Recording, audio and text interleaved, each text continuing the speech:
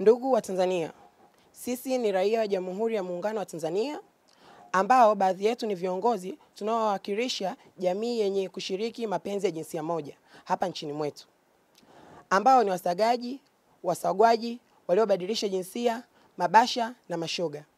Leo kwa umoja wetu tumeamua kuzungumza nanyi wa Tanzania wenzetu, ingawa tumezifunika nyuso zetu kwa sababu za kiusalama.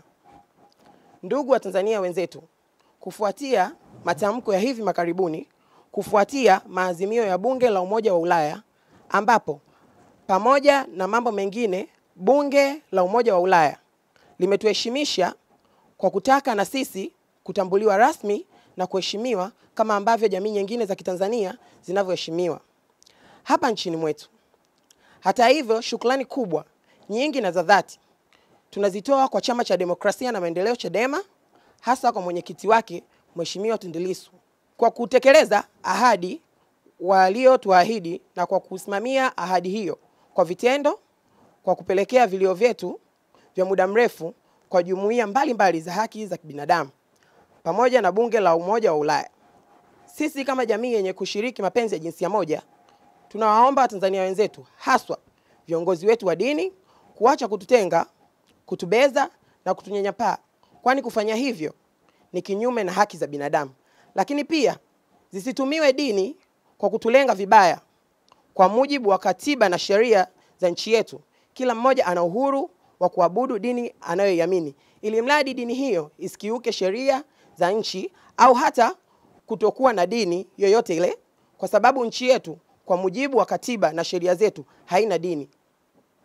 Aidha, tunatoa wito kwa taasisi mbalimbali za haki za binadamu, asasi za kiraia pamoja na vyama mbalimbali vya siasa nchini kupaza sauti zao kwa ajili ya kuheshimu haki zetu kama ambavyo sisi tunaheshimu haki za jamii nyingine.